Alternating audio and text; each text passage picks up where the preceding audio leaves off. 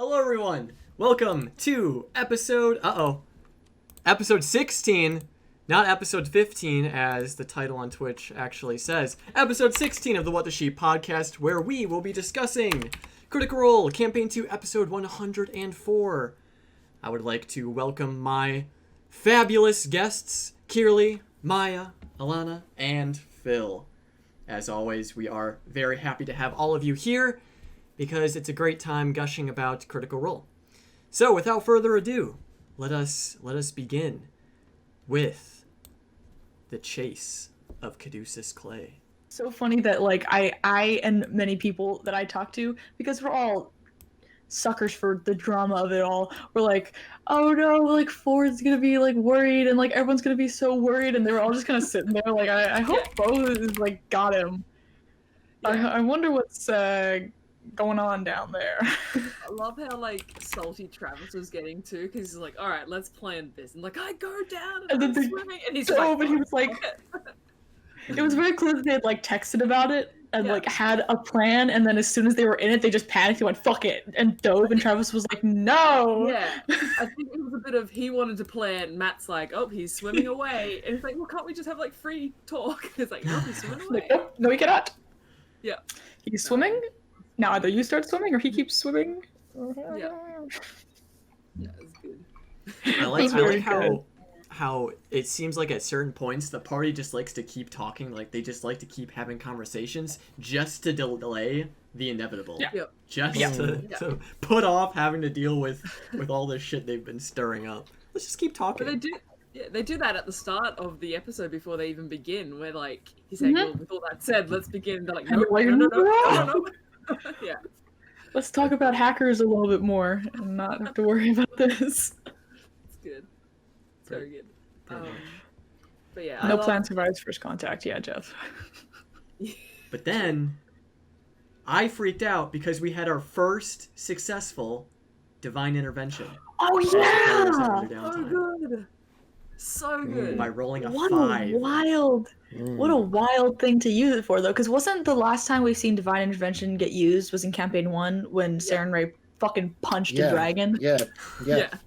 And then in contrast, it's just is like, I think that's the last time it worked. Wow.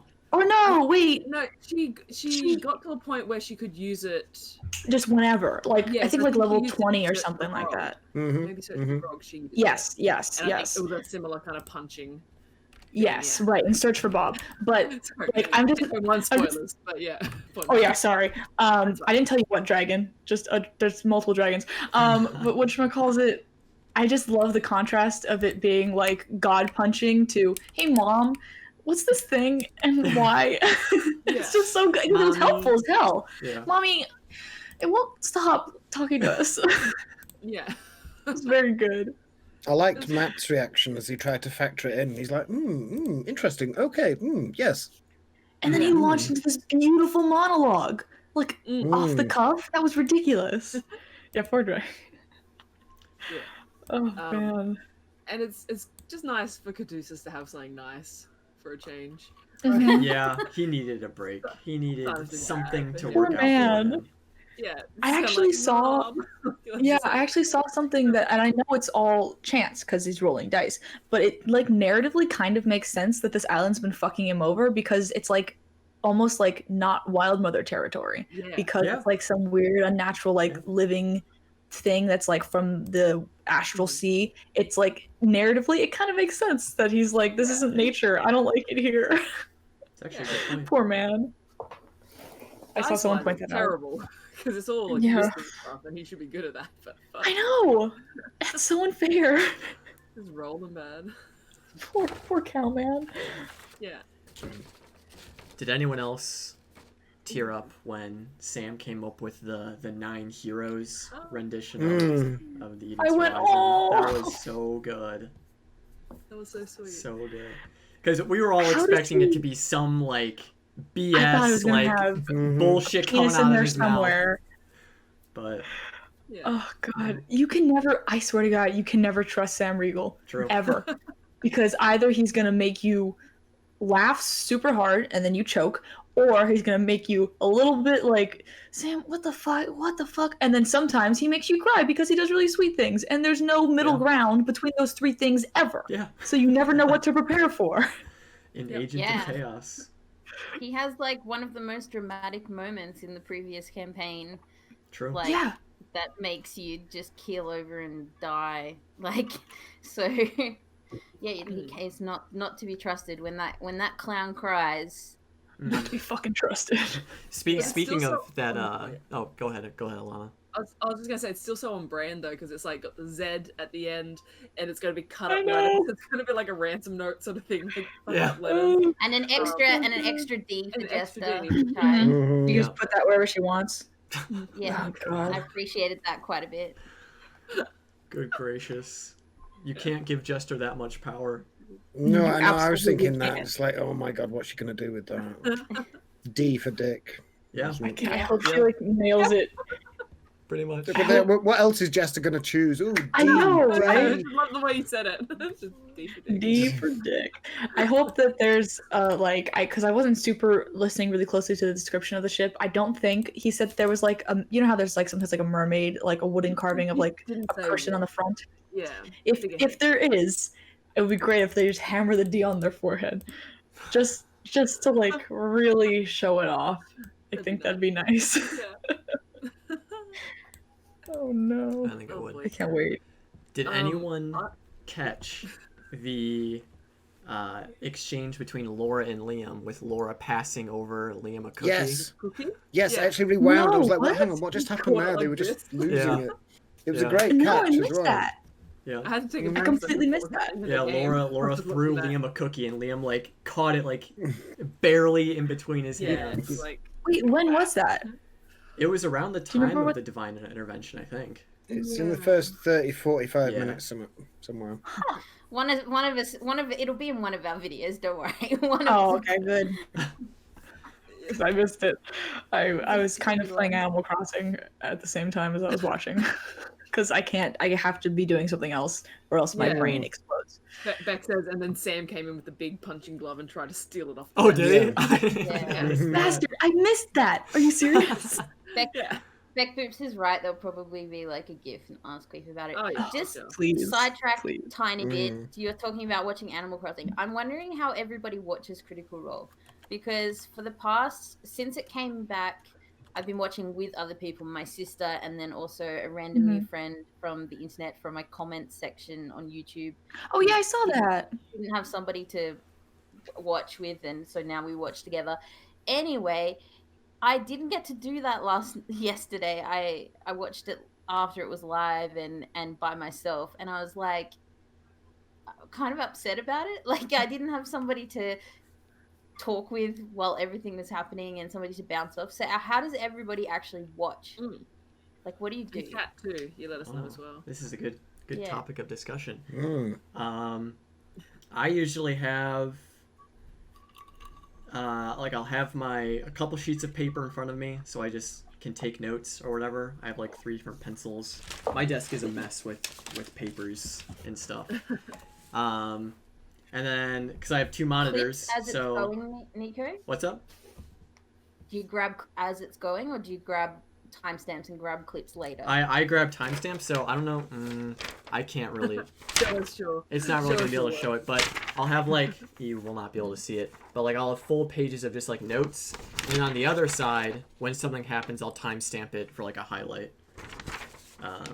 So I try to keep it somewhat organized. And then on my second monitor, I have the Widow Jest Discord server up for the live chat, and then we just gush about what's happening. And then if there's anything that Widow Jest happens, it's just complete chaos. Yeah, it's great. It's so funny. And then at the break, I always get either ice cream or like cereal or something. That's like all right, we made it to the halfway point. I'm gonna indulge in some sugary delights. And that's like the middle of the night for you, the break? Yeah, it's usually like 10:30, 11 at night that happens. Everybody go. I don't know if this is interesting to everyone else, but it's very interesting to me. Yeah, I find it interesting as well. I was going to say, Wait, I know we're scattered across the world, but maybe sometime in the future we could plan it so that we watch it together and we capture all of our reactions together.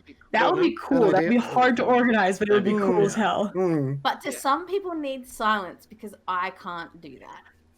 I kind of need silence. Yeah, that's what I'm thinking. A little bit. So my thing is kind of weird. It depends because when I'm in Hawaii, it airs at 4 p.m. So I kind of am just like, I either watch it in my room or I go in the couch in my living room and I watch it on my computer with like something else, normally Animal Crossing or something else on, because I just need like busy work to do with my hands. So while I watch, and then I yell at them. I saw someone say that they yell at the monitor. I also do that. I just like shout and then like roll over and stuff. But during like the slower moments, I can like be on Animal Crossing or whatever. But then in Boston, it starts at 10 p.m. So and the breaks at like midnight and shit like that. So I'm like kind of tucked into bed, and if my roommate is like asleep, because I'm in college, so I have a roommate, if she's asleep, I'm like trying to be as fucking quiet as possible, like squeaking and shit. And then sometimes if inspiration strikes, I try to make memes and live tweet them as they happen, which is a whole other shebang. And I tried watching it with someone before. In college, I had a friend who watched Critical Role, and we tried watching it together. And it wasn't like it was bad, and I enjoyed watching it with him. It was just I couldn't like consume the show at the same time as I could talk to him. So my brain wasn't handling both. So I kind of have to watch it by myself. But it's still a lot of fun to like see other people's reactions to it while I'm reacting to it, if you know what I mean. When you were live tweeting when they first met Vokodo, it killed me when you posted that Moana lobster, whatever the heck he is. Tamatoa. Oh my god. Yeah. As soon as he said that, I was like Tamatoa, and I checked the chat, and I was like, everyone was like Tamatoa, and I was like, oh, so I ran to Twitter. I was like, Tamatoa. Yeah. It was necessary. It was. Do you want to go, Phil? Go. No, you go first. I just like I like I don't freak out, but I hate that it's at the time for us. It starts at 2 p.m. our time, so I'm at work. So right. I turn off every social media. No, it starts at 12 p.m. my time. I was going to say, it starts at 12 now, which is much worse. Yeah, it starts at 2 p.m. in the summer. So it starts at 12 p.m. at the moment, and it's like I'm in the middle of work. So I just turn off everything. Like, I'm almost like second nature. Sometimes I just put my phone and go to Twitter, and I'm like, no, I've got to physically stop myself from doing it because I know I'll just see a spoiler. So I generally wait until I get home, have dinner, and I'll start watching around 6 p.m. because I don't want to be interrupted as I watch it. I just kind of want to go through and do it. So yeah, and then I just watch on my computer. I'll sometimes, if I'm watching live, I'll do a Twitter thread, but I don't get to do that too often unless I'm not working. But I really like live tweeting and kind of like live commenting, normally on Reddit. But no, if I'm just watching the VOD, then I'll just literally watch it, and I'll like write on a piece of paper. My notes are a little less detailed than Nico's, and then like I've got like things that I want to talk about. I've got video ideas, and then I've got just like words that I want to research later. So like I wrote down all the boat names, and I was just like, "Ooh, this is good stuff." I don't know what I'm going to use it for. And then like, yeah, that's pretty much it. It was such a like. I got home last night, I was like, oh, it's a 4.5-hour episode. This is great. I've been like super excited for a longer episode. I'm like, this is going to be like 1 o'clock by the time I finish it. So I started watching it sped up towards the end. Yeah. I'll sometimes do that too. I'll speed up the combat just to like 1.5 times speed just to get to bed on time. Yeah, it's not super exciting. That's a good idea. Well, I start at 3 a.m. So usually by that time, if I haven't had a sleep in the evening, afternoon, then I'm fairly tired and I'm usually using coffee or beer or something to keep me awake. So I manage about the first hour. It depends what's happening in the adventure. If it was like last night, for example, I watched about an hour and a half, and I'm just like, okay, it's now 3:30. I need to go to bed. and then I wake up and instantly the first thing I do, I make sure that I have nothing to do on Friday as much as I possibly can, and I instantly like update and watch it from like 9 till about midday or something, and then stop. So I always watch it in 2 parts, and it's always a bit disjointed unless they get into something really, really hectic, like the end of campaign 1. I just lost sleep. I just went, okay, yeah, I need to know what happens. I don't care how long it's going to take. And there was one of the missions when it was one of the final battle missions, and I think it was 5 or 6 hours long. And I was due at work 15 minutes after it finished, and work is about an hour and a half away. And I had to do the, oh, hello, boss. Yes, terribly sorry. Accident with the car, kind of problem. One-off chance will never happen again. Thank you, boss. Bye. Perfect. And then just drove like light speed all the way.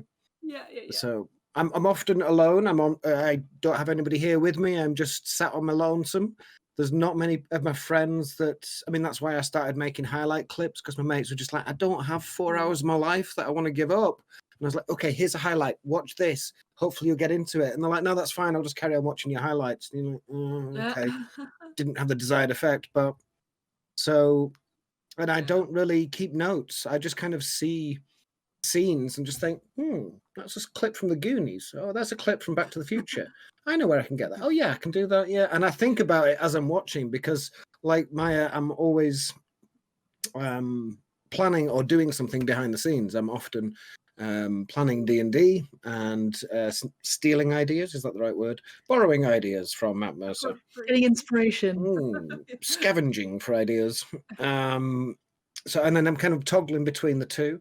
So I usually it's sometime afterwards when I've had time to process the episode, and I thought, okay, what happened there? What would be a good teaser? Because I don't like just choosing a bit and highlighting it anymore, because it's, oh God, what was it? Somebody mentioned it's a form of it's like property theft basically, but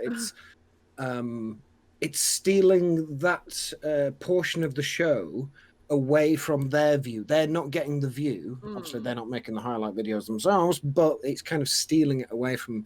And it made me think, and I thought, okay, I just want to tease people. I want to entice them. I want to get them to watch the next episode. I don't want to spoil a scene for them per se, but everybody has different ways of doing it.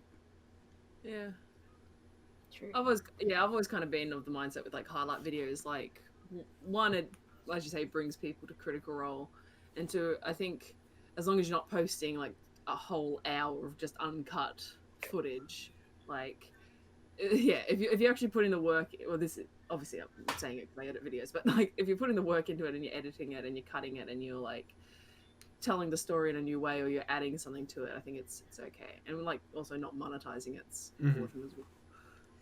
Which I don't know about you guys, I get yelled at about a lot sometimes on YouTube comments, which I delete. No, they don't understand. That you are monetizing. They think you are I'm monetizing. Stealing money from Critical Role. I'm like, I don't make any money off this. No, we don't do it. It happens automatically within seconds of uploading. Legendary Media, Geek and Sundry make a fair bit of money off some of mine, but it was a Nico clip that got me into Critical Role 100%. So it was Jester finding out about the gentleman, and I was like, what is this? It's a great moment. Sorry, I sidetracked us massively, and they really want to talk about things I also in the chat really want to talk about. I hear that we talked about one thing and then we went off because I had a personal interest. Let's do it. It was a good thread. No, it was a good tangent. Yeah, it was nice to see. What's chatting about? I want to talk about back to like the divine intervention, where they're talking about Vokodo and how he was escaping the astral sea. What was he being hunted by? What was he being like? I want to know. Or was it just like, is it like mind flayers? Is it some other kind of aberration? Is it something we already know about? I don't think so, but maybe. But it could be like, that's so exciting to me, the fact that there's like something. Oh, the thing in the astral sea that was hunting Vokodo. Yeah. Astral Dreadnought. Matt seemed to hint towards it. It could be like a number of things, but it's just like it's I feel like we're never going to find out. I want to know. That's the thing, is that like I love and also hate those drops that are just meant to be like the world is vast and things are happening beyond the scope of what you will interact with, and that seems like what this is. Like it's not like, I don't think this thing is gonna crash land on the island and be like, I found you, Ricardo. But I also want to know what it is. That would be amazing. If it did, oh my gosh. If that's his voice, I'm on board. Hello. What I if, fucking hate you. what if tinfoil hat on? I'll put it Oh on. shit. What This is a true theory. if We got this 100%. thing that was chasing Vokodo is the Traveler? Oh, dude. Bum, bum, bum! He's And just, that's like, why he wanted to running come to out. Rumble Cusp. But he knew he couldn't do it alone, and so he decided to become a god, recruit all these people to come into the island to kill Vokodo. There it is. I like it. And I there like it the is. enthusiasm. Mm-hmm. There it is. I like it. I did see some people talking about the fact that like there is a lot of like space and kind of like aliens in this campaign of Critical Role, Yes. and I'm always like, what is the medal with the white dragon with the eyes? Yes, that thing. What is that? And also, Sort of thing. and also the asteroid in Tyrion Darrington's thing. It's all links. It all links. It might not do. It could just be like fluff that he's throwing in there, and it'll be a seed, like Keyleth's mom. It could be something we discover in 5 years' time. I'd love for it all to be connected. It could be some like maybe. Machiavellian master plan, but I don't. It could be the big bad of campaign 3 for all we know. Like, Let's not talk about campaign 3 when we're right Yeah, in campaign head 2. So do you think they're gonna play in the next campaign? melts. No, anytime anyone starts talking about that, my brain is like, good night. I can't focus on it at all.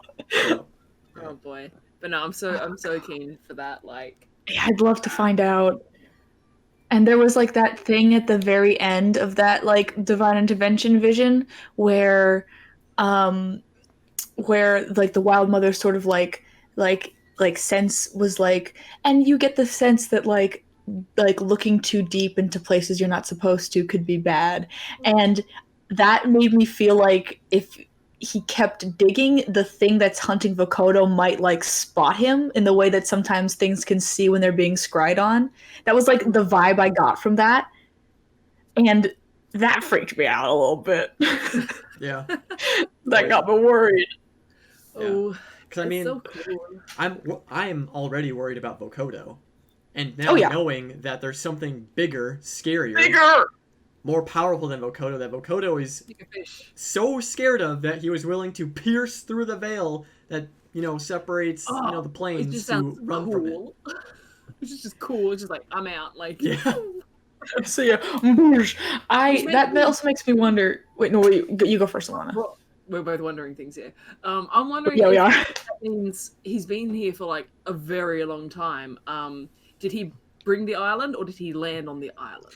I think they said he landed Islands. All right. because they said he landed. The vision was like he landed in the volcano, and the volcano touched him, and he came to the volcano. So I think it was there before. I think. Yeah, that sounds right. That sounds right. Yeah. What was I gonna say? Oh I don't no. remember. That's okay. It wasn't important. I don't think it was important. It's just gone. It's gone. We'll just wait. We'll just sit quietly and wait for It's you. like Laura Bailey in narrative We will telephone. not. We will move on. Did you see Woogity Boogity Boogity? Boogity. I think I did that dance at prom. He's talking about the possibility of Jester becoming the god of trickery, which I love. That's Phil's. I love the idea that Yeah, the power that Jester has is actually like her own like magical sensitivity and her own ability, because she's got like that fiendish thing, which is getting towards, I think Matt was laying seeds for that this yesterday evening. Oh yeah. There was a few points where he described when she did the Destroy Undead, and he was describing the traveller coming along and tapping him on the shoulder and going boo, and scaring the ghosts away. I mean, that was brilliant. Yeah, and it was around her. That I think he's going to use that at some point in the future and say, and you've seen Jester do this before, or you've seen this apparition before, and therefore link in that image to them. So he's planting images that he will later harvest, I think. He was having a good think about her divine intervention, like her possible divine intervention. I'm so interested to see that if it actually works, like, because it is her deity, but he's not a god. Like, how would just that magic make him more powerful, or would we see her power come out more? Well, her belief made him into a god, or so she thought. But he's not a god and doesn't want to be a god. To say like Melora or something. So doesn't that make her a god? Because the power came from her, not from anywhere else. So Jester is a god. I would worship Jester. What was Jester going to ask for divine intervention? I like spaced out when that happened. Me too. I came back in and Matt was like, that's interesting. I'll give you advantage on divine intervention. I was like, wait, what did she ask? It was to I don't remember. It was to give them a leg up on something. It was something like to give them a leg up to get them there quick, or to make it so that he couldn't see them coming, maybe. Yeah, to hide from his overseeing presence. Yeah, to shroud them from Vokodo. Thank you. Gotcha. Yeah. Huh. Which is like a super kind of chill divine intervention. I know. But I guess can you hold me? Useful. Can you put like a blanket over my head, please? And he gave her advantage on that roll. I've never seen that done before. Yeah. Me neither. Interesting. Why? Did he said why, right? Like, did he give a reasoning? It's based on her relation to Traveller Con and the Traveller and the islands, and he just and he was thinking about it, but he didn't fully explain it. I don't think so. Jester is a god. But then, while they were still in the cavern figuring out what to do, they had a very lengthy debate on how they should exit this cavern. Yeah. So good. That went very long debate. Rock, paper, they almost had another astral juggernaut like moment where they just were like, let's just do it to see what happens. Yeah. Oh wow. Yeah. But then they took the boring route and just left. They could have. They could have. Yeah, Matt couldn't continue. So he was just like they broke him. Boulder Parchment Shears. They had to go to an early break. Yeah. It's been so long since they broke him to that extent, and I'm so happy. The thrill of Boulder Parchment Shears was. Oh my! Because I've done that. Because I'm stupid. I thought they went to break. The break was because of Ashley, and Bo. Wasn't it the Boulder Parchment Shears? Yeah, I think Matt was I'll just. clip it. I think I know it's not because Ashley couldn't stop laughing about the fact that she couldn't remember the quote from Titanic. Hook. Oh yeah. Yeah, and she accidentally did Hook, and then time passed a little bit, and then she started giggling to herself and looked up and caught Marisha's eye. It's perfect. Don't worry, I'll make you think. That was where they were already flying. That was when they were flying. That was when they were up already in the owls. Because she was like, I'm flying, Yasha, and Yasha was like, I don't remember. I'm gonna check. Everybody continue talking. But just because we're talking about the flying now, everyone's been talking about it. Let's go lesbians. That was so fucking perfect. Caleb was like, I'm grabbing lesbians and I'm fucking going, and I was like, ah! It was so funny. Caleb saying, let's go lesbians. The entire chat would just went, let's go lesbians. And if I had been 2% more awake, I would have memed it. But I was like slumped over the couch out there. I didn't do it. Oh god.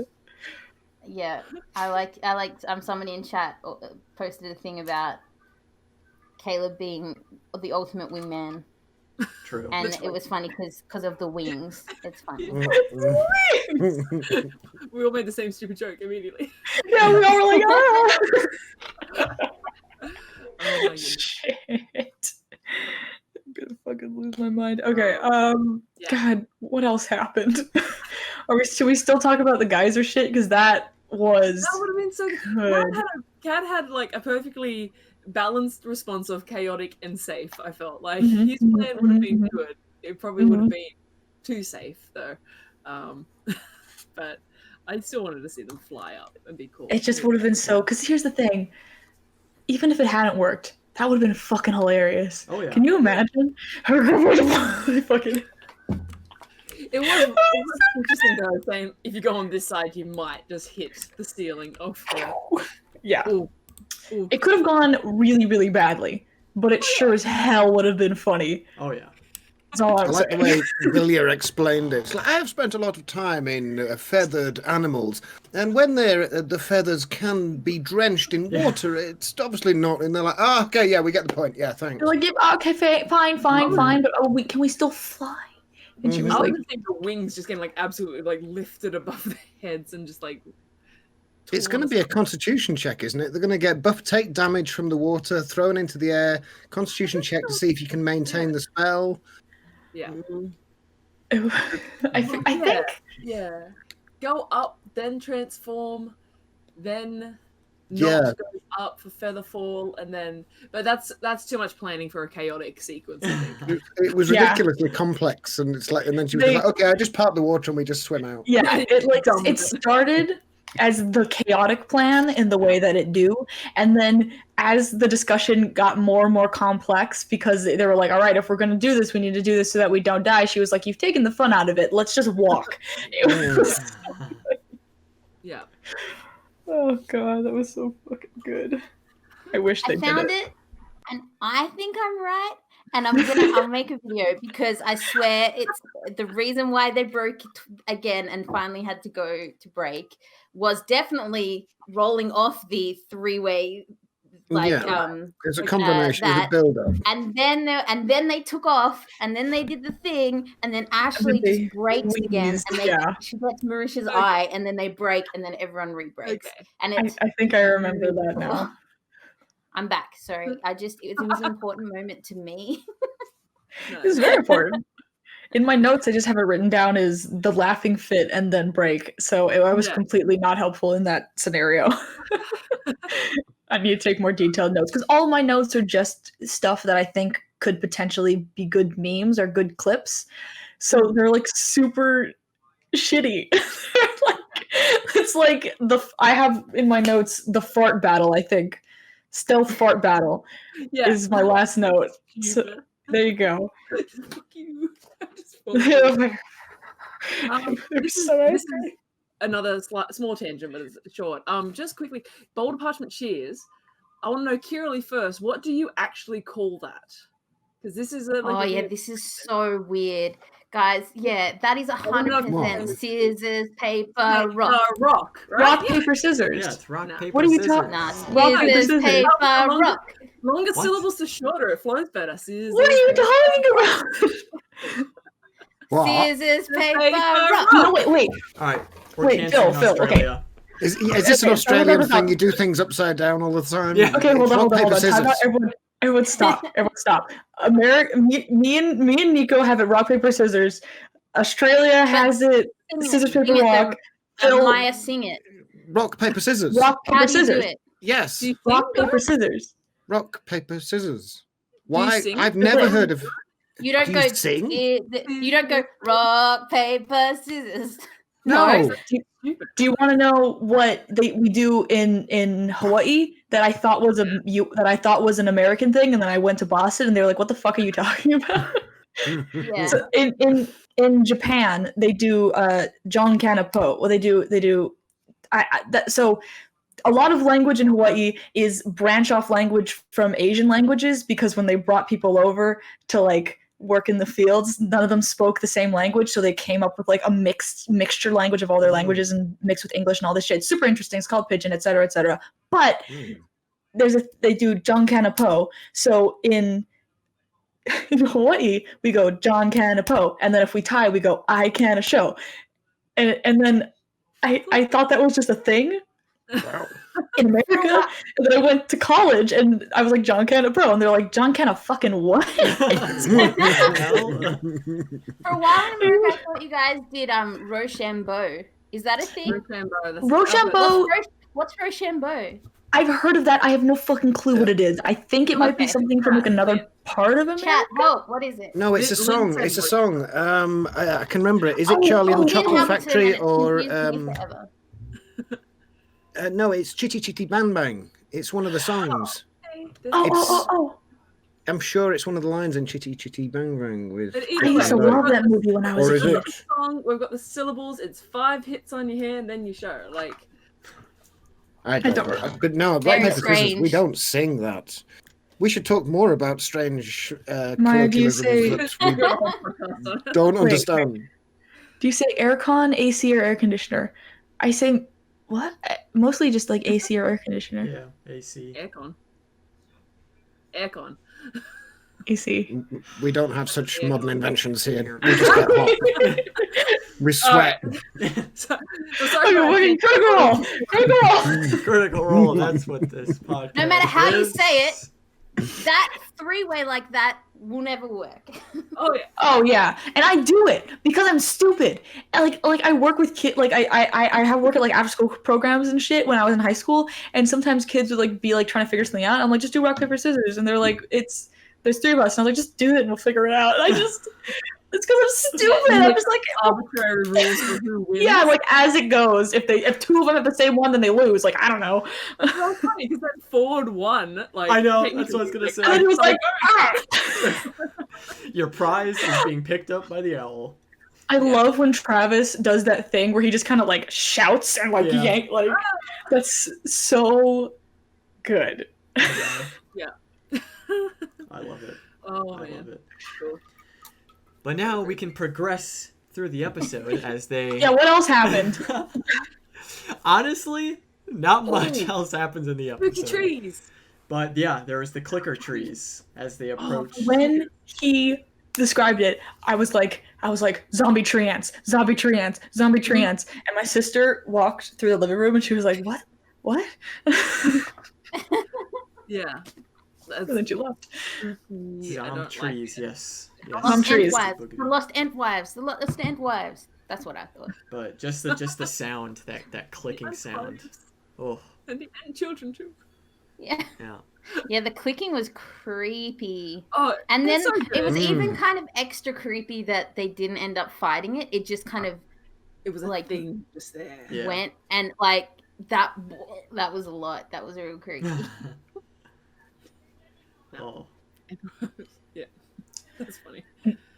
This is completely off topic, but someone sent a link in about the rock paper scissors stuff in Oh, Japan that I was talking about, and like the terrible Japanese student I am, I completely forgot. I took Japanese for 3 years and I totally forgot. But it's Saisho Wagu Jonken Pon, and then that's how it got turned into thing. I just felt the need to Okay. clarify to do justice the Japanese people.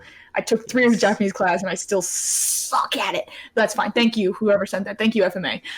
Back to Critical Role. Critical Role. This is a Critical Role discussion podcast. Yes. Don't get, yeah. Yeah, sure. It might not seem like it. Next on the topic, V2 rockets, design and implementation in Northwest France. Yeah, that's a hot topic these days. Sometimes it's too interesting to get into the fact that we're all sitting in different continents, okay? It's cool. We have the internet. We're like I feel like- desensitized to it. It's cool. I also feel like us going off topic and on these tangents just shows what kind of episode this was. Yes. True. This Yeah, was a very true. I love this episode. But I it had was so very much filler. fun. It was very filler. This episode. It was so all over the place, and I adored it. I love when they get moments of just like, because that's so D&D, Yeah. and we're like used to Critical Role being more of like, and I don't know how this happened, but like in my head, I'm used to Critical Role being more of like a sort of like a almost like a TV show. But then every once in a while, they get to just sort of be like, we're gonna go shopping, and I'm like, yeah, you do that, motherfuckers. Yeah, live your lives. Like it's just really funny. There was a point in last night's episode where I had to like stop and tune out because they were all talking together at one point. I think it was where Caleb and Bo were talking to each other. Cad had just lost his item. That's what it was. Cad had just lost his item. He was talking to Matt and Sam about what he'd lost. Bo and Caleb were talking, and like I was just like, ooh, I can't hear what's happening. Like this is freaking Yeah, out. and I know that like people have been talking about how that's like kind of like rough and kind of like which I totally get, but at the same time, I like am totally cool with it personally because it feels so real. It feels so D&D because like that's just what fucking D&D game. Yeah. it just happens. It just feels that's like what happens in your D&D games. Everyone's just kind of like Since they've come back, they've been much more tentative about every move they make, and I think it's just because they're out of practice and are like feeling their way back into it. I love it. It's not a bad thing, and so that means that I feel like everything has been so much slower because they talk. Even they haven't camped yet. They were walking back to a spot to camp, and like, all that conversation they had for the past, it wasn't 15 minutes, it was probably only 5 minutes, but it was a long conversation. It was a while. Like, they haven't camped yet. They didn't get to a spot. They just talked.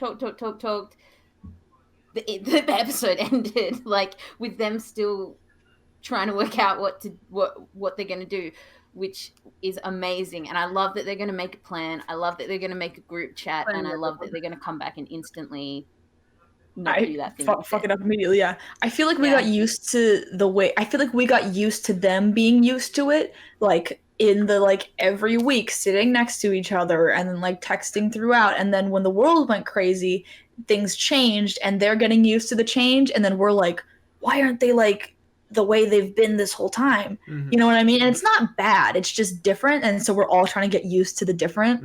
I think is where a lot of that, like, different now. Yeah, we're all different now. And then a lot of some people who are angry who are on the angry side are kind of angry because it's like it's just not what they expected, and they're like, I don't know how to respond, so I'm going to go grr. And I'm like, D&D. Dungeons and Dragons. Yeah, some people like to shout and make a noise. But in the end, it's Dungeons and Dragons, and I am here to watch them yell at each other for 4 hours. Do you not think the reason that they're so cautious and they're so prepared? I think it simply comes down to Molly. They had that experience of like, okay, we went all in, we were gung ho. Oh shit, we just lost one of the team. Shit, sorry, tell us. Okay, let's not do that again. I think it's been a hot minute since they faced something that felt like a sort of like arc boss, you know what I mean? Yeah. Like the boss of like a season, to like put it in like TV terms. So I think that it feels a little too close to that, and they're like, if we just run into this shit, we could lose people again. I agree with you, Phil. I think it might be something along those lines. Because Caleb even said, like, Caleb was like, let's just do what we do best and go in and improvise. And everyone kind of went like, yeah, like they want to, but they also don't want to because it's scary. Yeah. I mean, in campaign 1, with Travis playing as Grog, he was always like, oh, let's go beat him up. Whereas when Travis in campaign 2, obviously as Ford, he's a bit more, no, wait a minute, hang on, let's think, wait, because he doesn't have... He even had that great line where Cad was like, sometimes it's not the time for talking. And Ford was like, I don't think that's ever the case. And it was both funny because Travis is funny, and also like it was very, very telling of Ford's fucking 20 charisma character. He was like, when is it not the time to try to talk our way out of something? That's all I know how to do. And I'm like, oh boy. Vokoda's not going to get talked to, though. Vokoda's probably. I like their idea of sending Villia in as like a distraction and then like attacking from behind. Okay. I didn't want to split the party. The plans. Here's the thing that they didn't bring up, but they are probably texting about, is Ford still took back his sword. So Vokoda is still getting pissed off. He's gonna be like, fuck you, I'm just gonna kill you all. Yeah. So also, they were talking about, okay, so all the plans are, but the thing that I'm the most concerned about is that Villia's never seen Vokodo out of his lair. The last time they were in his lair, and they kind of talked about this, but they didn't say the elephant in the room, which was that Vokodo boiled Not. Yeah. Vokodo just started boiling her. Yeah. They can't fight him in his lair. He's gonna just set the room on fire. That's just D&D though. You put a dragon in its lair and it's 50 times harder than... Oh yeah. Yeah. They should want to try and get it out of the lair, but how? I mean, I don't know how blow they up do the that. island? I feel like it's too prepared for its smart. other features. Like its lair is terrifying. It's got so many other like crap it can do. Yeah.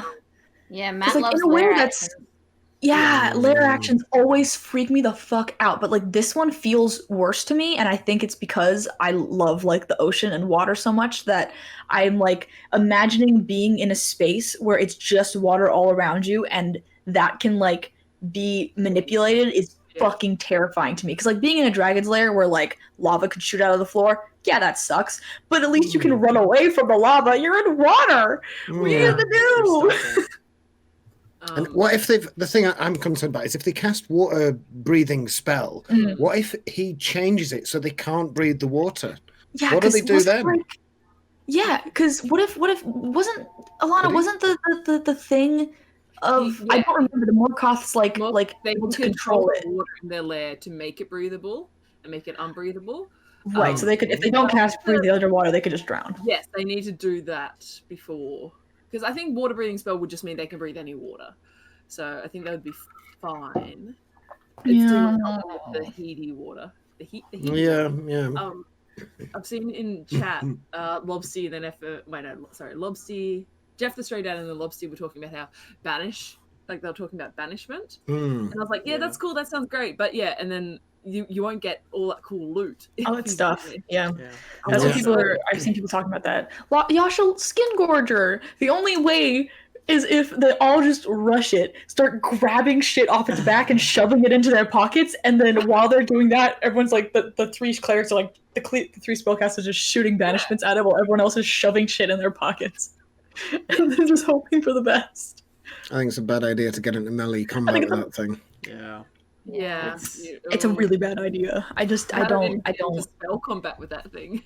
Like, I'm still shocked by some of the artwork. I have nightmares about that artwork. That one of the I can't remember his name. I used it in my last video. Yeah, I'm terrified of that.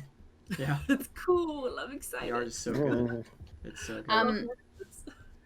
Can I share a crackpot theory? No, yeah, of course. Don't do that here, Kiralee. I'm only serious theories. What the fuck do you think you're... I just mean like unless we're gonna try and go chronologically again, because we usually share them at the end. All over the place. It's fine. We're all over this episode. We'll just I'm really scared. So they haven't really had a chat. They still haven't talked to Ford about the fact that he died, really. Like they haven't had a really good chat about that. I'm really worried that whatever happens on this island, even up to now, like losing a bunch of stuff, realizing that there's another big bad that doesn't at the moment exactly fit into what they were doing. Like Veth came back to the group to sort of put an end to, like, finish off this like war kind of thing, and also in my headcanon get to the end of like Caleb's arc and help him with his like his crappy backstory people. And I'm really bad with names, have you noticed? Anyway, we know what you mean. Yeah, and now even though it's only been a couple of days, but it's been really intense, and a whole new narrative and a whole other thing is happening, and it's terrifying. And I really am worried that if anything worse happens, because bad stuff has already happened. They've lost cool stuff. They've seen a bunch of really awful things. That it's going to be the catalyst for a character leaving. Yeah. And What? and I can think of a couple that would make sense, but Veth especially. Especially because Veth lost, like, a ton of other reasons, but also Veth lost so much shit to Makoto because Makoto was like, that ain't good enough. And also, like, if she's not inspired, but she looks at Vilya, like Vilya went on an adventure and then was gone for 25 years away from her family. Yes, like, it's terrifying. Like, oh shit! Like, if Vilya gets into her backstory around Veth, I really wonder how Veth would react to that. Like, I haven't seen my daughter in fucking like over 2 decades. I'm really worried about Vilya. I think it'd be awful if they found out now that Vilya is Keyleth's mom, and then something happens to her, and then they meet Keyleth. Are you fucking kidding me, Matt? That would be no. Don't make that happen, Matt. That's just wrong. Devastating. It's got to be a happy ending for Keyleth. I could see Jester taking a soul searching trip in the Feywild, taking a break from. Yeah, depending on what happens with the Traveler. Yeah. I don't want that though. No, I don't. You can't remove Jester from it. We might get like a time break. Yeah, that too. The after Traveler Con, depending on what happens, this would be a very good, like a midpoint in the campaign. I could see. I could What see about the time break? I forgot that they did that in campaign 1. I could see Caleb and Yasha like hanging out and just like being useful in Nicodranus. I could see Caleb just wanting to spend time with Yusa or something. Like Caduceus going to spend time with his family, catching up, Jester in the Feywild, Veth back with her family, and then something happens that draws them back in. But... Oh no! No, there's got to be a hook before they all go on holiday. There's got to be something that he says like, "This might happen," and it's like, "But it's fine. You can go on holiday," and then they all go on holiday, and then alarm bells set. That's kind of what happened in the first campaign. That was like. Yeah, but there's that bit in here until the Meatman came. In episode 39 of campaign 1 where Vex and Vax are talking to each other and saying, "Why are we with these people? I don't know. I hate that man. I fucking hate him." And Matt said that, and then the dragons attacked. Matt was watching them, but as they were going through this, and he's like, "Just give me half an hour. Just give me half an hour, and I'm going to drop the fucking bag of dragons on your head." That's a sad episode. I rewatched that episode specifically because it's one of my favorite of just his description of the Chroma Conclave attacking. Yeah. And oh my god. Max is so angry at Grog, and he's just kind of done with it, and it's literally thinking like, what is he going to do next? And then it's like, well, no, here's your new focus. Like it's fucking dragons. I like rewatching that scene just for like the cast's reaction. Like they're just like, I go through it frame by frame. I've got watch Ashley, 19, watch Travis. 19 doesn't hit. 19 doesn't hit. Yeah. Are we running? Yeah, we're running. It's bad.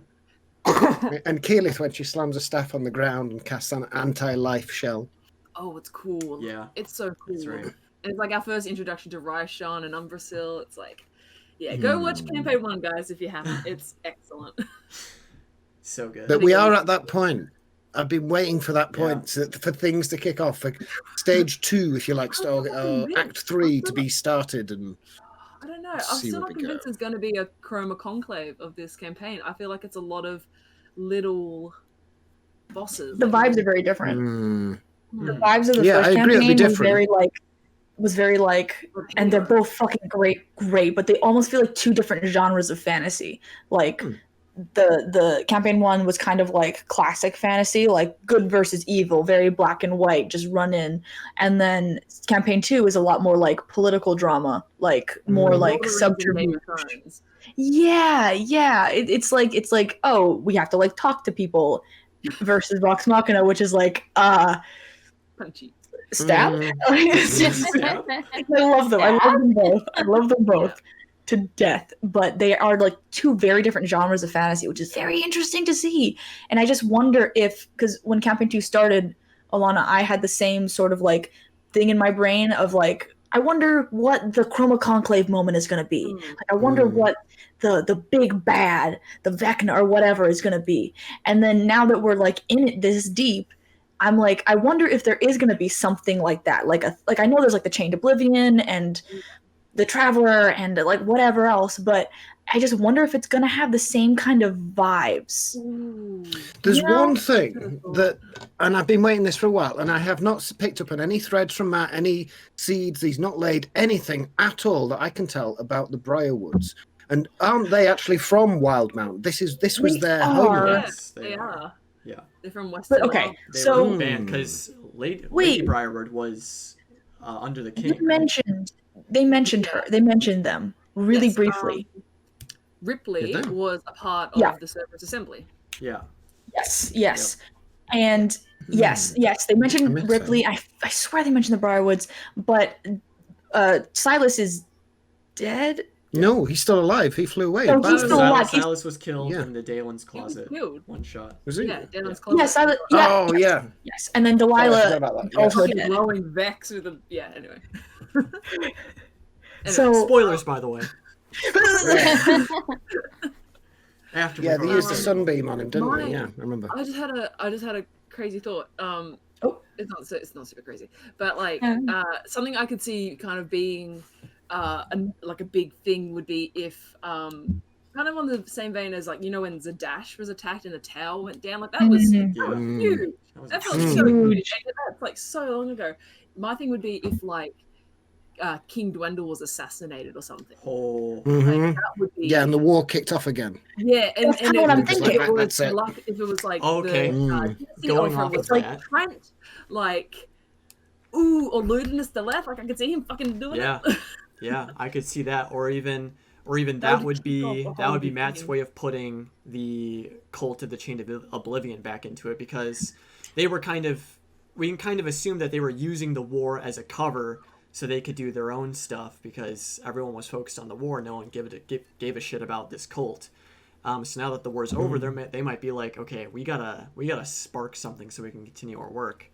Let's assassinate the king and blame it on the queen. Yeah, hang on. honestly, the closest I can think of to anything sort of like endgame would probably be the Chained Oblivion cult thing, because that seems to be the only sort of like I can't fight him. yeah, like no, they can't fight him, but like you know what I mean, like this only sort of like quote unquote setup that we've gotten for something that has been like a through line through the campaign is the Chained Oblivion cult, which makes me feel like that they'll eventually reach a moment of peace, and once that moment of peace is reached, something's gonna blow the fuck up, and then they're gonna have to deal with it. I Like like that's the vibe. Phil's I'm gone getting. into his mind palace. Sorry. You give me a I think- thought. Yeah. What if it's not? What if it's actually the other way around and it's the Bright Queen, and it's Someone Essek just who said is that. the assassin? Someone Yeah, just but- said that in the chat. Yeah, FMA. You never yeah. remind me. That's an assassin of Lolth, right? A what? Who hates the Bright Queen? The fucking that's the what's her name? I'm so lost. Oh, right? It's too meta for me now. Lynn. Juriel. Yeah, Lynn Juriel got it. is the child of Loth, right? Yeah, so they Yes. hate the Yeah. Bright Queen. They hate Yeah. the dynasty. So if anything, it Yeah. would be Juriel killing the Bright Queen. Uh-oh. But if the Bright Oops. Queen went down and whoever was responsible for it, they're going to blame the Empire, and the Empire are going to respond as all empires do. Of Double like, assassinations. no, I don't think That would be King crazy. Dwendal will go down. But if the Bright Queen went down, it'd be Wonder is a dick. horrific for the Honestly, I Jorhas. and- Well, okay, but feel it like would the really war's just be gonna a start setback, though, right? Because she's She was constituted back or in, whatever like, it's 20 called. years. Yeah. So she All was right. Unless back. they did something that they stole the, Yeah, that's the- true. Yeah. or they tried to bring her back and it didn't work, and they think it's the Empire because maybe she's gone to the Empire one. I mean, she's been reborn in the Empire, so they have to go in and retrieve her soul. This reminds me of something. I agree with Maya. The war's gonna start again because I feel like the war's gonna like start again. there's no way. Like that's what wars do. Yeah. Well, it's like Unfortunately. a grey piece at the moment. Like, Yeah, it's not a good piece, so it wouldn't take much. and like Yeah. the Empire still have the information that it was Essek that gave them the beacon. Like Yeah. they could use that against him. Mhm. Or then it would put the Mighty Nine in a position of, well, do we defend Essek? Do we vilify him? Sort of thing. They also have doesn't the Empire have a beacon that the dynasty doesn't know about? Yeah, but it's Like, what they when they found- like it's- Right. Yeah. But if the dynasty found out that they had a beacon, even if it wasn't one of theirs, they still feel like a religious claim over it. They're Yeah. probably going to be Yeah. pissed. Oh yeah. Didn't they tell Essek or somebody that there was I a think setting Essek knew. beacon? I think yeah. I think Essek knew. knows and the Mighty Nine know. That's why they were so. But Essek's Free to not give going it to up. bring it up because then they'll be like, well, how do you know that? He's like, oh, I've just been talking with He's these like, I found it. What's intense about all of this, and I know this is true for most media, but what I find intense about all this is that this is all figments of Matt's imagination that we're trying to piece together. I Right? know. We're like, where is he going? What's happening? And it's like, We're the like thing trying to is, galaxy brain it. I'm completely lost. but I'm sure he's not. He's got like all the things. Yeah. Like He he had probably- Yoda he out on probably that has island. in his mind. He wrote an entire book about his imagination, so it's kind of Yeah. like He wrote two. He wrote two books. Yeah. The third coming out soon. Imagine what his notes are like. Yeah. Just imagine just being given access to his study for 5 minutes. He's My head would posted explode. game notes before, and they're excellent. They're so like they're so much needed. And Right, he's published some of them for us in yeah. the past. Oh, he does loads of them, yeah. All the magic items he publishes. That's nice. Before we move on from like the Chain of Oblivion and that, because I think it's something we've said on this show before. Like another possible theory we have is that, say they do end up fighting against the cult of the Chain of Oblivion, and something happens, the potential for it to be the catalyst for campaign 3, so like a new age, or like the divine gate gets broken or something. There's this new world order, I guess, for campaign Ooh, 3. divine gate. That's what I. Which would have been like I want to ask, like, if I ever go to a convention, I want to ask Matt, like, what was his plans for if Vox Machina failed? Like, Right. would have been. He's I think he kind of- said. I think he talk said about that. in the wrap up, Okay. in the Talks Machina Yeah. campaign wrap up. I think he talked about it. Remember what I the think end was? He basically said that like if Vox Machina didn't beat Vecna, then Yeah. the next campaign would still exist in Exandria, and maybe or maybe not, they'd end up fighting Vecna or going after Vecna. But Right. for the beginning parts of the campaign, it would just be like a cloud hanging over them. Like, oh, there's this fucking undead thing that's like taken over half the continent or Right, most right. of the world or whatever. And then maybe they deal with it or maybe they wouldn't. Spooky That campaign. would have been an awful ending. Yeah. That would It have also been would have so sucked. upsetting. Almost happened several times. Yeah. Oh, man. Dax would Yeah. sue. There's in just to try and get us back into this episode. Oh yeah, that's right. By the way, we're What? we're discussing episode 150. Huh? ZX pointed out. Speaking of Galaxy Brand, can we talk about how Bo figured out how they could bloody trap items Booby with trap. Glyph of Warding and Vault of Amber? That's That cool. was real cool. Yeah. Expensive. I really That like is the that. brain. Yeah. Very It's And so that co- was it's such a D&D plan because Oh, yeah. it totally should not work, and I really hope it works. It's one of those where it's like, Yeah. oh man, we can't move it. Oh, we could put it out of this dimension. Yeah. Yeah. And then Matt was loving it's it. just he was like, That's the way you're like, tell me the exact specifics of this spell so I can write it. what's the wording? What's the literal words typed on this page? Because I What will is it find a for? fucking loophole. It's also the type of thing when you're a DM where you're like, that is the coolest thing I've ever heard. I don't even like. I love if weird, words random aren't shit. gonna let you. I might Rule of let cool. you. Yeah. Yeah. Rule of cool rules over everything in my Yeah. when I DM. Yeah. If they have like a real good, if they like really put some fucking effort into it and they come up with some wild shit, as long as it's not world breaking, I'm like, fuck it, try. It's just so much fun.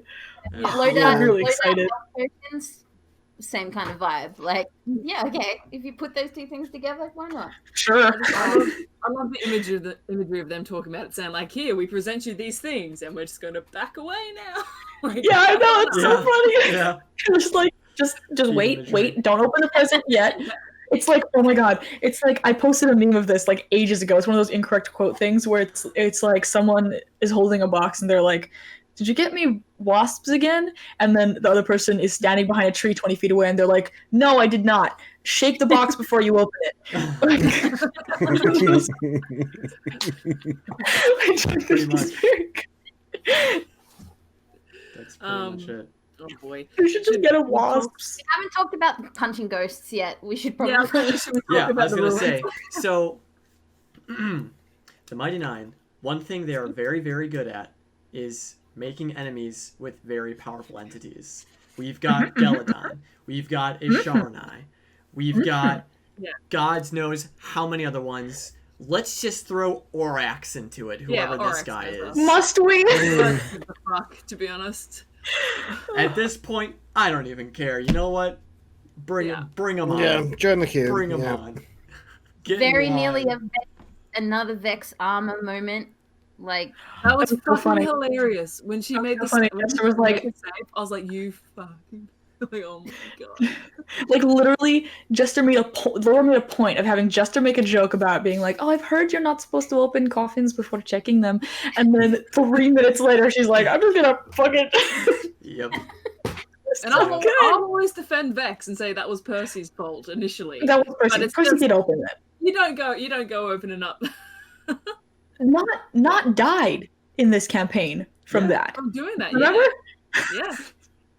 Yeah. Like it was just instant, right? Because it was like a power word. Yeah, kill it was spell power around. He was kill. just dead. No save. She died, and I was like, yeah. Oh yeah, they're talking about Oryx in the chat. Don't read if you don't know what Oryx is. No idea. I don't think he's gonna pop up. It would have to be end game stuff. Oh, is he like a deity? He's big, a Dracolich. Big bad boy. Big bad boy. Big bad boy. I like Dracoliches. I use them regularly. I just drop Dracoliches on my players all the time. It's like, have a Dracolich. What is that? It's a dragon. Undead dragon. It's a dragon lich. Yeah. Okay, Draco. Yeah. Okay, cool. Ancient. They're actually Which I never weaker really than most understood. dragons. But... Because don't dragons live like an insane amount of time anyways? Why the heck they gotta become immortal? Yeah. Greed, which is something that dragons have a lot of. That's true. So perhaps. That's true. Black, But that's let's talk about ghost punching. Ghost punchers. Dipbomancy. punches. Sam came up with Dipbomancy. I felt so bad because Yasha got possessed and started attacking her allies again. Afterwards. It didn't do much for her trust issues, did it? No. Yeah, She was like, healing. She was see how I finally got healing. The feathers just like- fall off her wings. Yeah. Oh. She made a joke about it afterwards, which was probably like 90% Ashley making the joke where I think like Jester asked her like, "Are you feeling okay?" And Yasha went, "Ah." Yeah. I was like, "Oh no." Yeah, and then when Bo was trying to show up, she was like, "Bo, she was like, did you see me? Yasha, did you see me get the punch in?" And she was like, "Yeah. Did you see me get possessed again?" Yeah, that too. Where I was like, So she's trying to make sad. light of it. And again, totally 90% Ashley, but I feel so bad for Yasha. And they were all like, totally like, they weren't like weird about it. So hopefully she knows that she's fine. But I feel so bad for her. I know. Oh. Poor baby. Last episode. I know. This is the second time I think Ford has absolutely obliterated something with Divine Smite. 'Cause he did it to the Bodak too, right? Yes. Yeah. Because Matt was like saying how it hurts. I think he just thought, I can just like. Yeah, he was like, I'm just gonna pile in everything I have. If it's looking hurt, it's gonna be looking dead by the end of my turn. And he was right. Vest and the crossbow. It's like I'd like to put this spell into it. One bang. Oh dear. Right. Sorry, Vest. That's so funny. Sam is not using the halfling trait at all. To be fair, I also forget to use the halfling trait every single time I roll a 1. Or hasn't he? That like he's Yeah, he he's just like, says, "I don't do it." I Yeah. don't do it.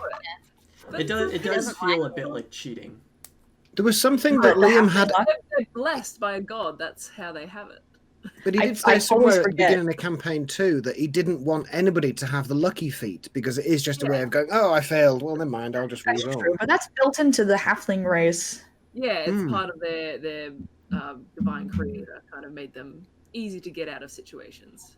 But I get it if like because a natural 1 can be a lot of fun. So I get not wanting to get rid of a natural 1, but that just makes double natural 1 so much more painful when you get it as a halfling. That's true, but Sam especially is such a like sucker for punishment in D&D. He's always like, "Well, I think I'm behind a stick, so I don't think I would have seen that, so I'm gonna run to my death." And I'm like, "I love you, you chaotic man, but fucking cut it out." So I feel like he wouldn't really want to use it anyway. I don't know. Honestly, he probably just is forgetting because I fucking always forget that it's a thing that I have. I feel the same way though. It sometimes annoys me because he takes too many risks. He takes unnecessary risks. And it's like, if the game isn't dangerous enough, you're going like, oh, that's fine, I'll just roll. Him and Liam are very much like I love them for it. That's the way they want to play D&D, and they love it, so they can do it. But like, they're so intense about the way that like they want it to be as rigorous as possible. Like when Liam was a shark, and he was like, sharks are really stupid, so I think I might like, try to kill whatever. And Matt was like, no, you're still Caleb. Also, don't do this to my campaign. That's too complicated. Shush. Yeah. It's like the DM meta of that. Like, no. I don't want half an hour of a shark chasing people. Yeah, like just because it's like it's funny, and it totally. But it's very much like Sam is so willing to take punishment. Yeah. When shit goes wrong, he's like, no, I rolled bad, I'll die, and they're like, no, sir. Was the ghost moment truly a roll for initiative moment? Oh yeah, I've seen people yelling about that. Okay, Yeah. So I have something to say. Well, let's go down the line here and hear our opinions on this. Yeah. Just because I feel like this is a lot. That's good.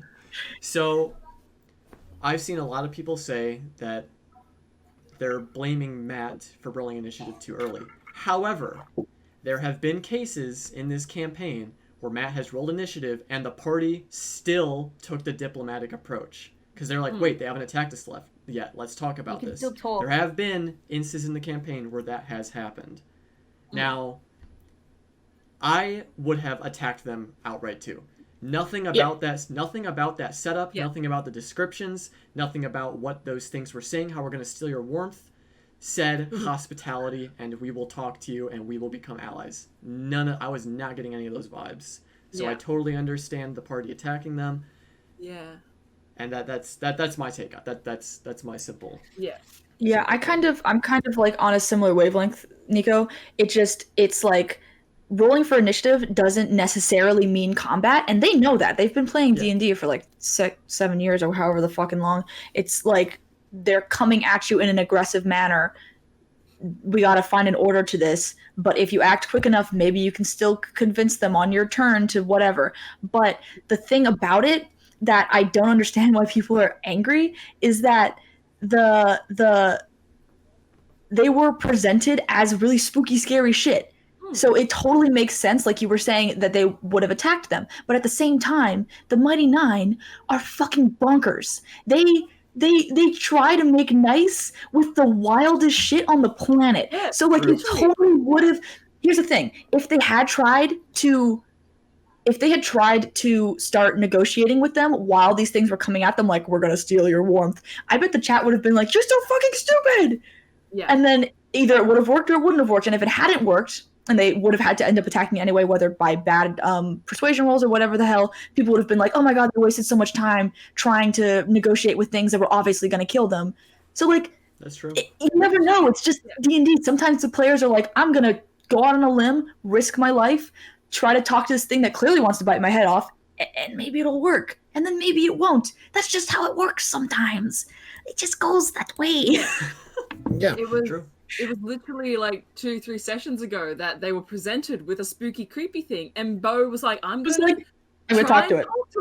And I'm reminded of this is like, idea, or like that was didn't work out. It's like, okay, remember that. Specifically, what I'm thinking of right now, what's popping in my head is way back in Campaign 1, it was the cows episode when they spoilers for Campaign 1. It's not a major spoiler. They basically found a rock, like a big fucking bird that could eat them. And it was a very hostile situation. Like the person and both the person who was with the giant bird and the giant bird was like, we're going to either rip your head off or you're going to fucking leave. And Vox Machina was like, we're not going to leave because we were hired to stop this. And Keyleth was like, I'm going to pet the bird. And everyone was like, Keyleth, you're so fucking stupid. And she was like, no, I'm going to pet the bird. And then she pet the bird and it tried to bite her hand off. And then they made nice with it because she pet the bird. And it seemed like the stupidest decision. In the moment, it seems like, whoa, why is she doing that? I mean, it's a character choice, sure. But like people were like, what is she doing that for? It tried to bite her hand. Why is she still trying to pet it? And then they made nice with it, and then they negotiated with it, and everything was fine. Similar thing to that in Sorry. Whitestone, where they're being chased by all those zombies in the street. She's like, I stop and I'm going to attack. And they're like, no, we're fucking running. Yeah, like it just happens like that. And just like obliterates half of them. It's just like, just let people do what they want to do. I think D&D is about making like, stupid choices. And also, every stupid choice, because people are chaotic, right? Like, our decisions don't always make sense. When you're trying to be in a character and you're acting, and you try and have a really smart like motive all the time, that's not how humans work. Sometimes humans work completely irrationally. They're on a scary island. They could lose their memory. Everything is scary. They're there for I'm trying to not use ableist words, but I can't not. They're there for a really intensely silly reason, a wild reason, and which is like Traveler-Con, wild reason. And like they legitimately have just seen somebody lose like 25 years or whatever of their life and their whole family and everything.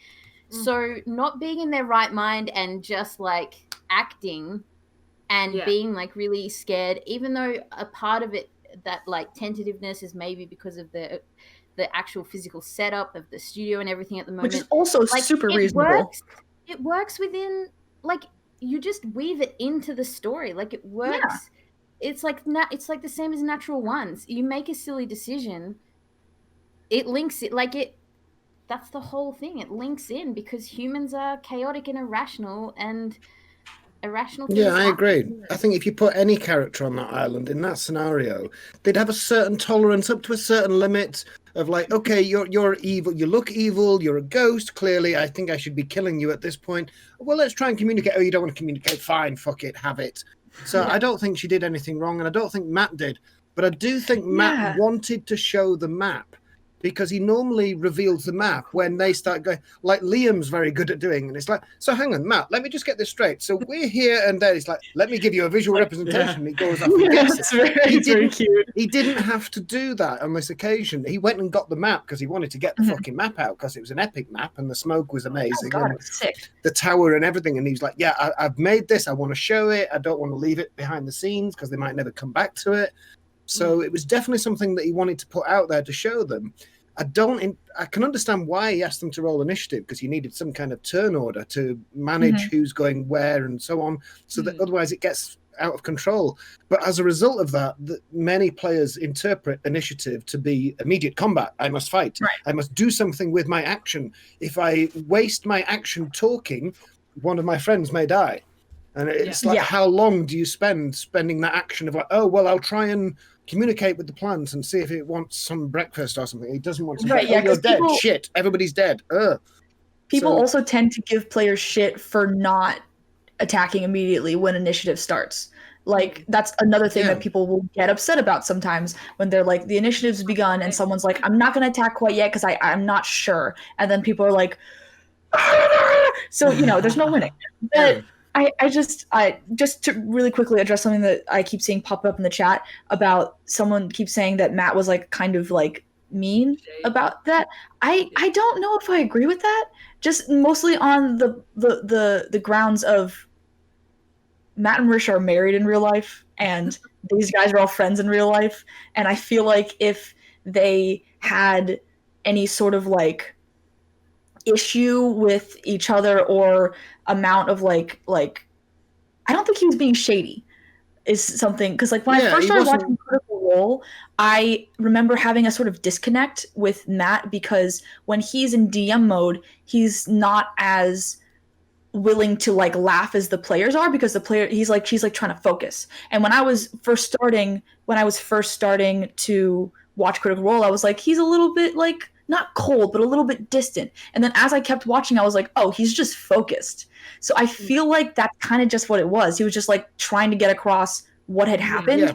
And then Marisha was playing into it because that's what Marisha's like. And then Sam was playing into it because that's what Sam's like. And then everything went, and I don't know. I just feel like and I also feel like it's not our place to be like, I think that they were being mean because they're real life people who know each other in real life and they can talk to each other. He threw a bit of shade at the end when he said, like, well, you chose the path of wanting Right, destruction. And he's like, but no. And he's like, well. Yeah, but they were kind of playing off each other at that point. Marisha was like yelling about it, and Matt was like, I will also yell. And Matt was like, I will also yell. The fun by that point. He wasn't doing it to teach them a lesson like after it had happened. It was just.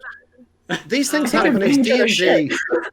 In a game where you can have flying cows and any other random shit that goes on, how can you possibly say that's right? What is that Critical Role quote? Your fun is wrong. How can anybody say your fun is wrong to anything related to D&D? I get, like, we're literally on a podcast about talking about it. We are passionate about it. We get passionate about it. And there's nothing wrong with getting passionate about it. There's nothing wrong with wanting a particular ship to happen. There's nothing wrong with having a theory and, like, really wanting that theory to occur and being passionate about that and being disappointed when it doesn't. But, like,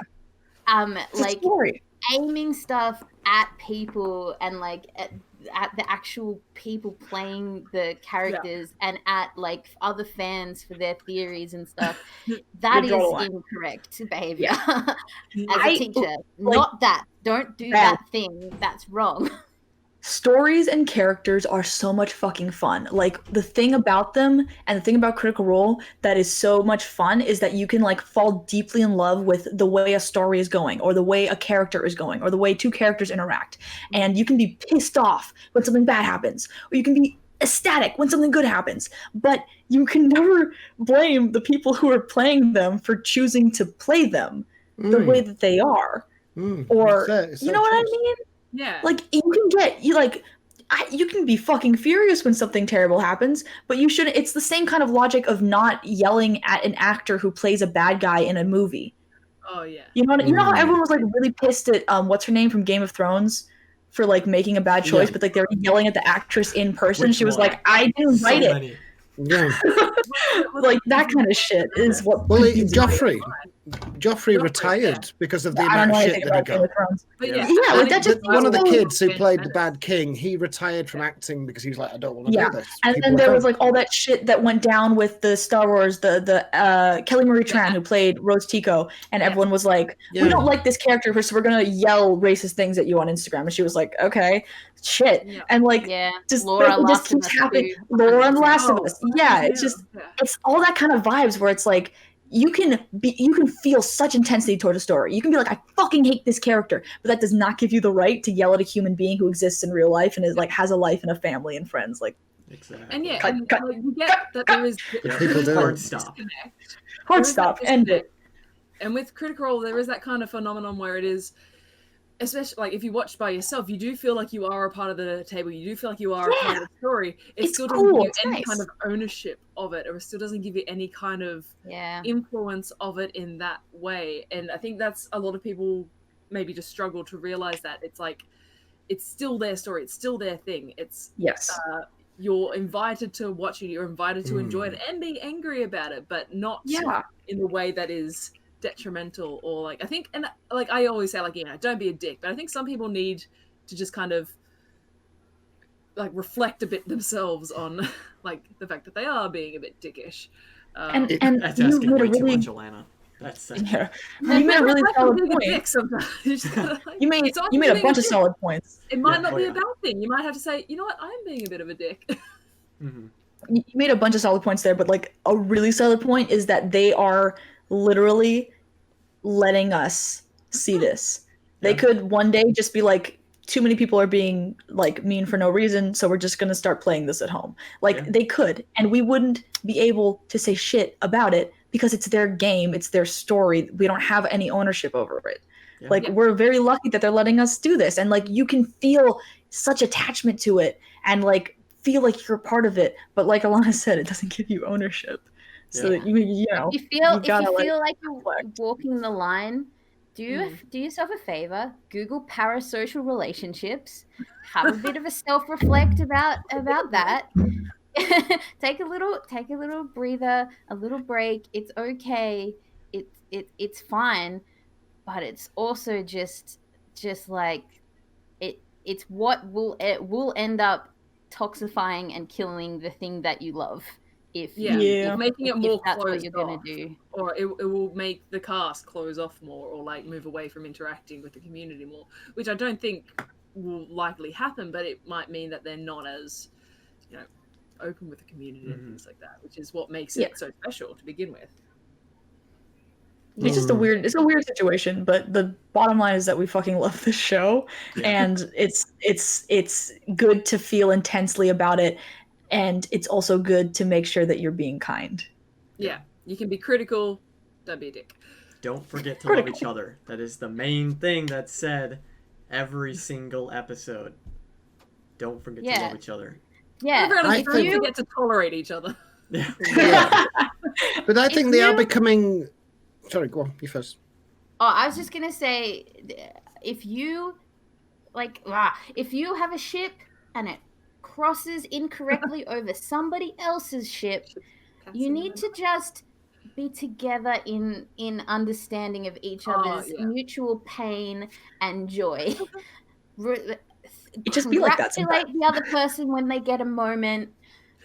Commiserate with the other person when they lose a moment, and just together enjoy being somebody that ships people, if that's a thing that you do, because otherwise you're making really, really wild choices. And you're stressing yourself out for no reason as well. Like, it can't be healthy for people to be this angry. Also true. No, it's not. Yeah, I worry about people who are legitimately full of rage over whether or not two fictional characters kiss, and I'm like, I also want them to kiss, but don't take a deep breath. It's gonna be okay. That's I think sometimes on the other end of the spectrum it can be a bit spooky, like the really positive, because I feel like we're pretty positive on this show. It's because we're fans, we love it a lot, but we can still be critical sometimes. But there is that two ends of the spectrum there, where it's like the angry, I hate this, I hate them kind of crowd, and then there's the I love them so much. Oh my god, toxic positivity. Oh, they can't do anything wrong. Yeah, which isn't true. Yeah, they have done wrong. Humans do things wrong.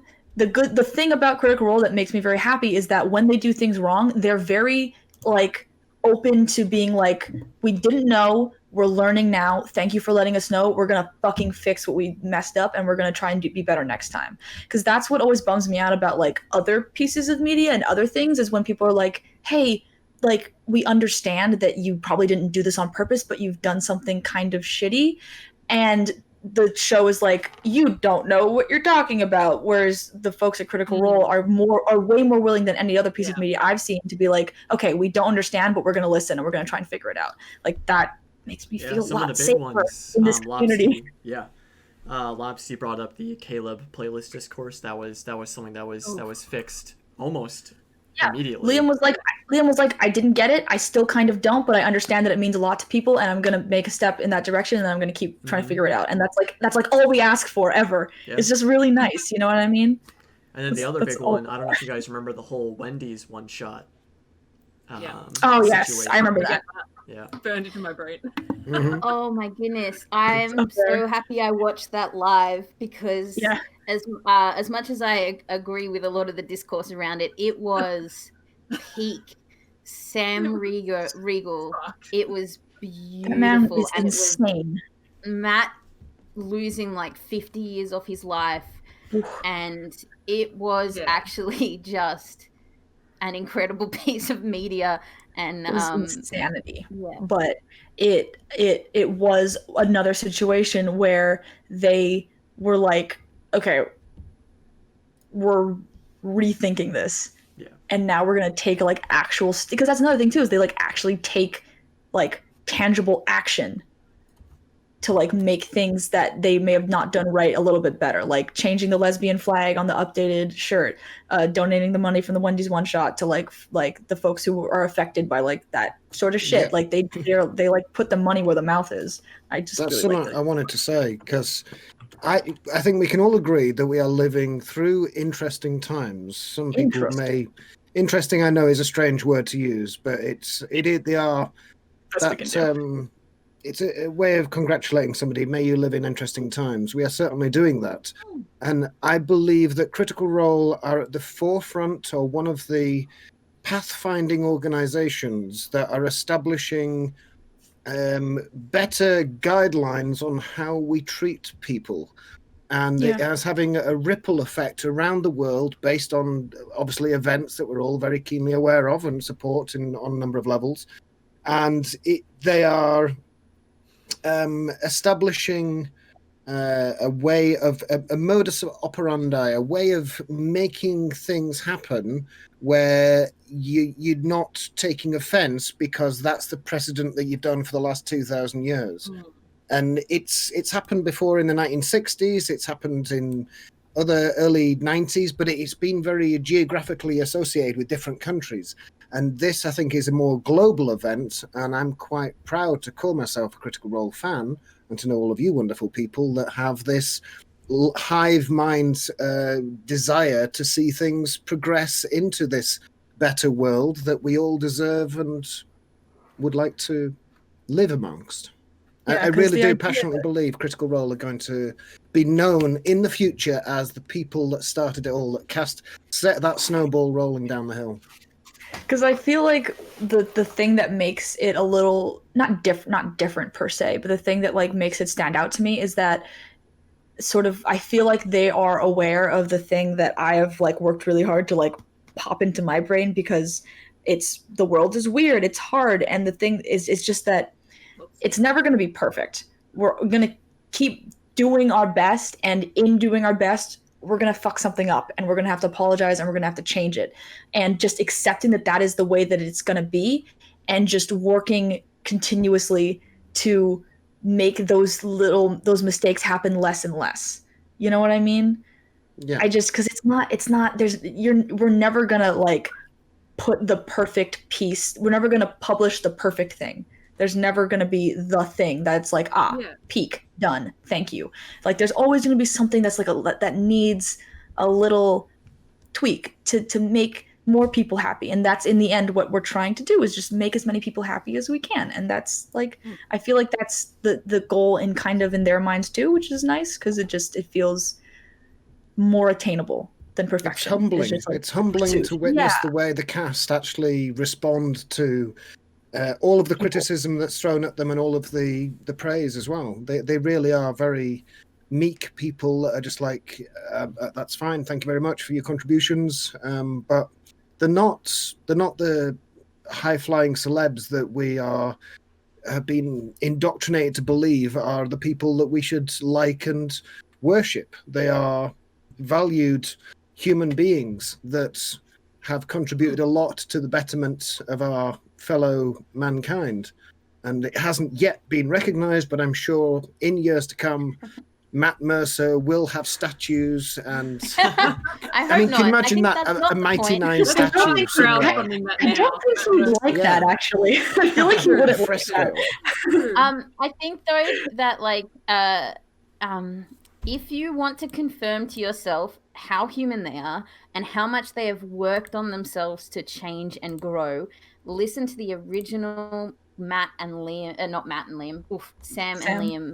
podcast. Go back to the original ones, and like, they're not bad people, but they just talk like they're friends. They get drunk and they talk, and I have always put off making a clip video of that, even though it's just audio. I've always put it off because they're very different people. They've grown and changed a lot, and nothing bad happens, but they're not as careful with their words.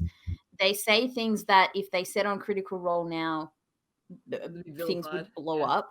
Like, and it's not that they're not different people. Their values are the same, but they've learned about language. They've learned about what topics are better just not to like really push into making part of the fun. And they have always been caring people. You can tell that they fell in love within 5 minutes of meeting each other, but but their language has changed. They've worked on themselves. They've gotten older, and I think like that's the thing that they're continually trying to do with Critical Role. And I think if you want to confirm to yourself. Also, it's a wild ride. Please go listen to the first What the Sheets. Yeah, I listened. First, Or what no, no play. not What the Sheets. Or what shit. no All play. Work No Play. All work- Yeah. Because Travis is their greatest fan, and he gets to be like he gets to talk on be a visitor on one of them, and he's very excited because he's their greatest fan, and he legitimately is. Shout out to the country of Malaysia as well. Yeah. Yes, another thing that they did. Yeah. Very quickly, going back to what Phil said about there's going to be a statue of Matthew. I would like to show everyone a tweet. I'm putting it up on stream. It's going to cover most of the screen. That's me. Mixed media. Oh yes, that's I don't think. I love that. That's so adorable. I don't think this man is going to want a statue of himself. That's the best. Oh yeah, I saw that. Marisha, I retweeted that. Yeah, Marisha retweeted it, and I retweeted it. It was very good. Matt is so. I really don't think you want a statue. Yeah, it's literally him. The most accurate depiction of Matt I've ever seen. That's incredible. That's so good. Like every live show that they do, he's always like, yes.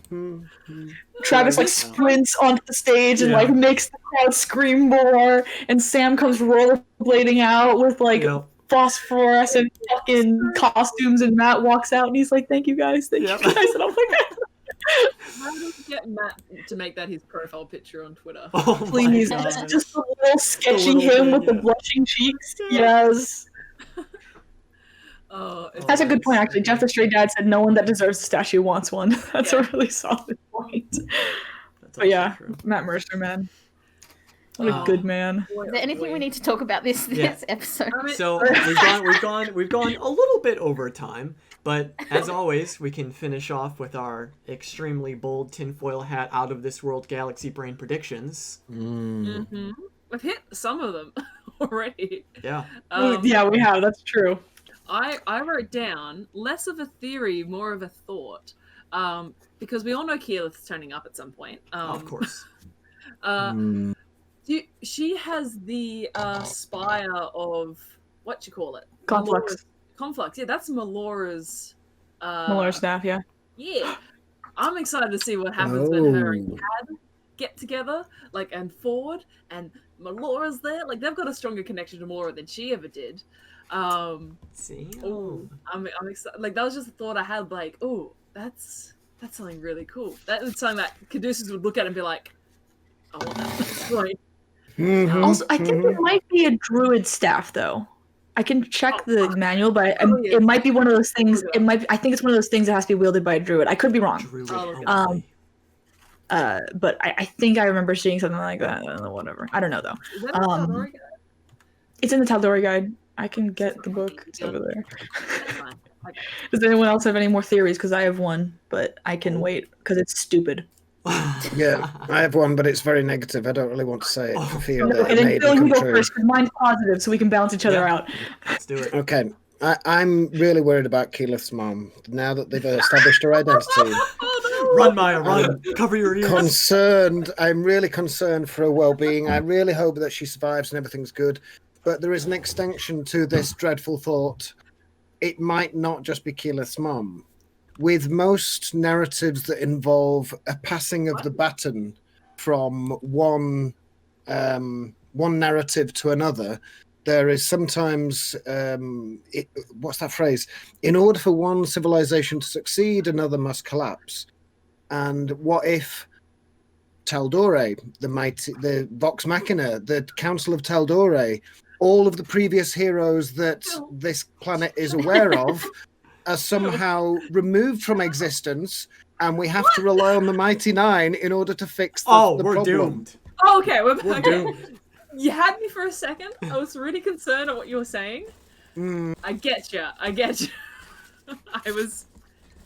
Wait, I'm still not sure. What? I'm not saying... I don't know what event could happen that leads to that, but if... If, for example, they attempted to deal with Vokodo, something went wrong, and then they called in backup, basically. They went to Allura and said, Allura, we need backup. Allura turns up with Vox Machina kick ass, and Vox Machina unfortunately aren't quite good enough, and they get taken out. And the remnants of the Mighty Nine, whatever is left, have to do something. Though, like, if Vox Machina can't do it, the Mighty Nine are shit out of luck. Like, yeah, exactly.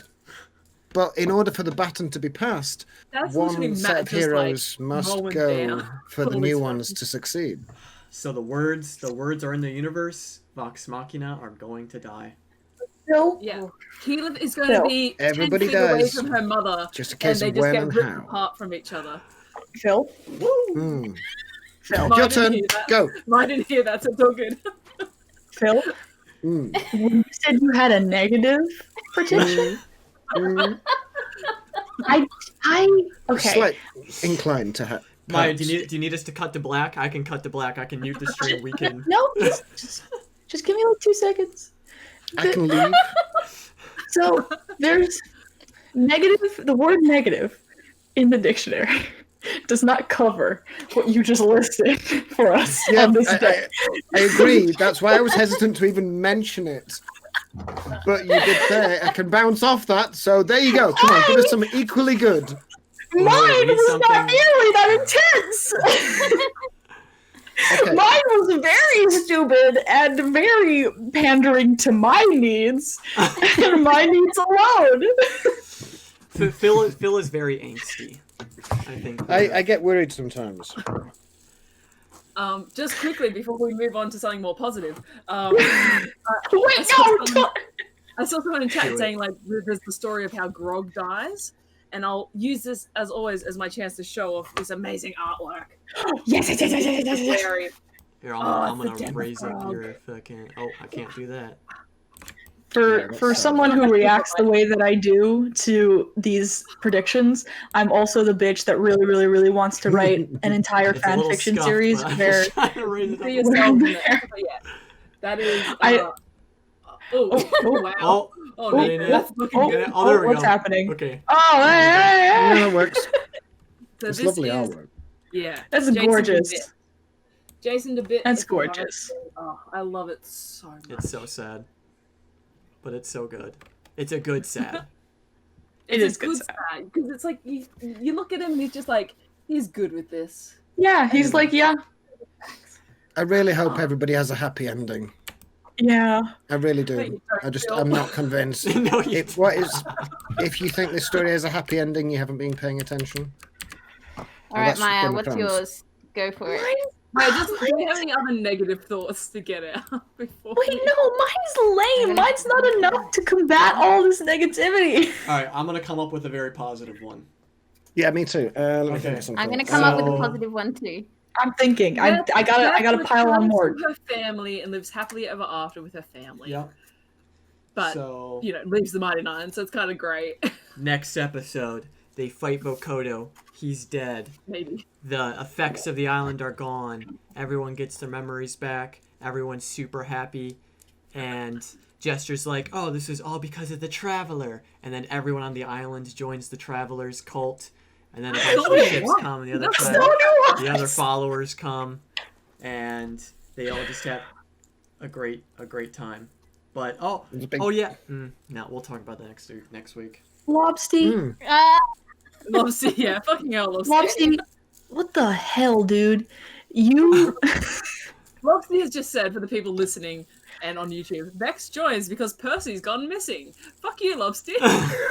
Grog joins as an NPC because Pike and Scanlan have gone missing. Okay, my theory. All right, let's go. Which is just me. Bring us home. It was just me manifesting shit that I want to happen because I'm gay. Is that I want Keyleth to show up and kick Vokodo's ass. That's it. Okay, so here's the thing. If Vilya starts talking about her family and starts talking about like what she's left behind, then maybe Jester, being Jester, will call Keyleth and be like, hey, I found your mom. I don't know if that's something that you're interested in following up on. And Keyleth is like, and then she scries, and then she tree trunk through the tree trunk goes, and then she lands on the island, and they're like mid-fight with Vokodo, and then the Archdruid level 20 Keyleth comes fucking kicking into the volcano, and everyone falls in love with Keyleth. The end. Thank you for joining. And Yes. then also, I'd like to piggyback on that because even before Lopsy said it, and then we get Marisha flirting with herself, and I am. I will pay money. What's I will that pay ship money called? for Marisha to flirt with herself. The Kibo? Where's the GoFundMe? Kibo's great. Kibo. Bolith, yeah. That's a good point. But John Believe just said, wouldn't she want Corin to be contacted rather than Keyleth? Because she might be thinking, That's the whole point. But I'm going to contact my I'm cool with that. I'm cool with that too. That's fine because if they call Corin, Corin's gonna tell his all-powerful daughter. What if he doesn't answer? What if he's... Stop it! What if he's dead? Doom and gloom. Alana, we are in positive Negativity. town right now. I don't know what the fuck What you if think he's you're on doing. vacation Permanently. and he's turned his... Nico! Gone to the Feywild. No. Gay thoughts, I'm Mike. logging Gay off. thoughts. I'm logging off. I gotta go. Oyasha. Jester. We've had our first leave the table. Maya's gone. Sorry. And that's it.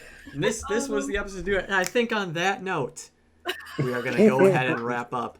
As always, thank you all so much for joining us today in chat on YouTube or on the various podcast formats that we have available. We appreciate you all so much. This one went a bit longer, but I thought we had very, very nice discussions, and I think it was all worth it. Let us know all of your thoughts, feelings, and emotions about that episode. There was a lot. It was chaos, but A lot of emotion. yeah. Thank you all for joining us on this crazy ride. Stay safe. We love you all very much. Don't forget to love each other. And we will see you all next week. Hopefully no one dies. Bye, everyone. Oh, Wait, wait. what? Oh, what? What? Oh, yeah. What? Oh, sorry. We're back. We're not gone yet. Milana, you have something to say. I'm so sorry to shout it like that. But hey, guys, feel free to check out Hit Dice Heroes tomorrow, same time as this podcast starts, on our Twitch channel, Hit Dice Heroes. It is our own D&D game. If you love the chaos that we bring, please feel free to check it out. Yeah, sorry to just jump in at the end during your ending. Please do that, because when I go on my word vomits, I zone everything else out. So please yell at me. But yeah, it's a lot of fun. We all play D&D, and it's in Wildmount, so there's some familiar places. Oh, it's okay back. But yeah, hope to see you there. Yeah. Looking forward. Alrighty. And Now you can now, finish, Nico. with all that being said, I hope you all have a fantastic rest of your weekend, and we'll see you all. Oh wait, next- Nico, Oh, I'm releasing a book. Can I just pitch my book now? Oh, okay. All right. Love you all. Anyone else? Kirli? Maya? You got anything? Kira, I love you. We should scissors paper rock as we end up. We're just like Alright, Yeah. yeah. Okay. Okay. Ready? scissors, Scissors, Paper, Scissors, Wait, what happened? paper. Wait, did you win? Did you win?